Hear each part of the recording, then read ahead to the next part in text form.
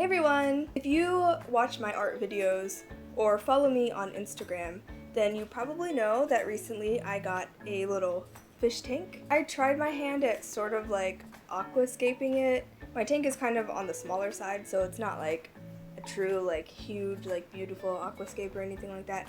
But I wanted to do similar elements, kind of playing with the scale of how everything looks.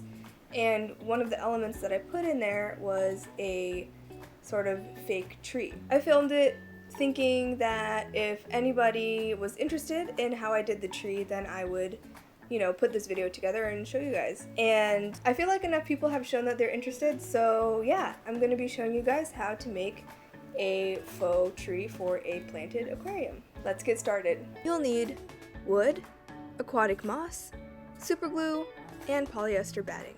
One of the hardest parts about this project is finding a suitable piece of wood. I initially wanted something that looked more like a bonsai tree, but I'm impatient and I didn't want to order some online and wait for it to get to me, so I just bought some wood from my local pet store.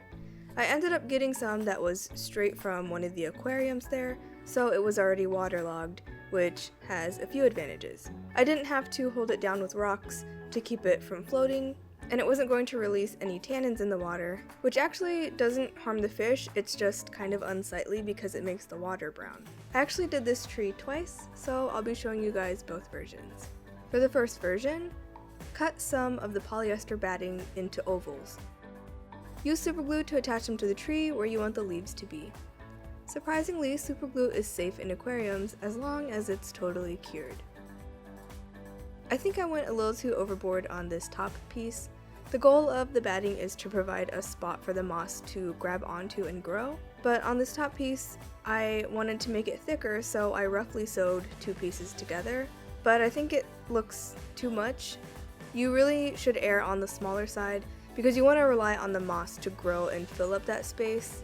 This was me being impatient and I just wanted it to already look like it filled up that space.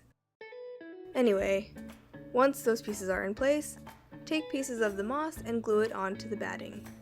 Here I'm using Java moss, which I don't really like the look of for fake trees. I ended up replacing the moss, which I'll show later. Use the glue sparingly. You want the moss to stick, but it also should still be able to grow into the batting on its own. The glue is to simply just hold it in place until the moss is able to do that itself. And no worries about using super glue with wet stuff. Super glue actually sets faster when it's exposed to moisture, so you shouldn't have any trouble with getting the moss to stick.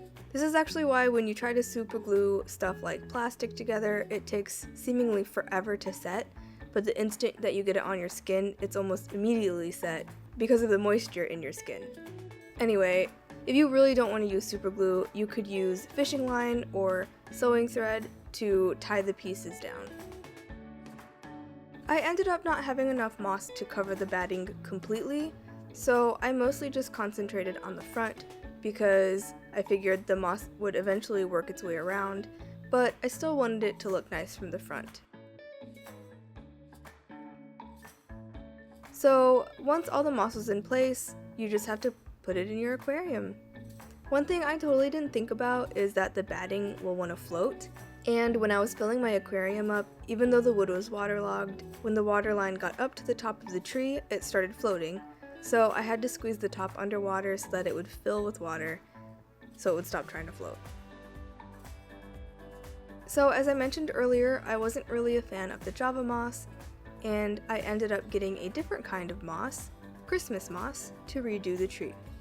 So this time around, I completely discarded the polyester batting, and I also added a branch to the tree.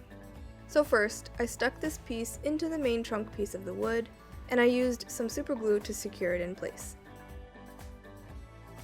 This time I had a sheet of Christmas moss, which I broke into smaller pieces and glued straight onto the wood. For this go around, I decided to be more patient and let the moss do its thing to fill out the tree.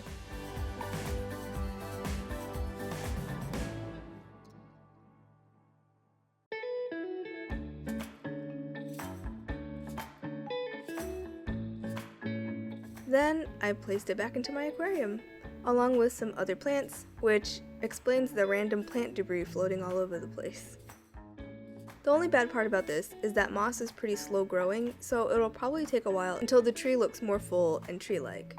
I did this tree about a week ago, and this is what the tree looks like now. I think it's going to take a few more months until it really looks like how I want it to look. I hope you guys enjoyed this video. If you did, please leave a like. If you want to see more, then feel free to subscribe.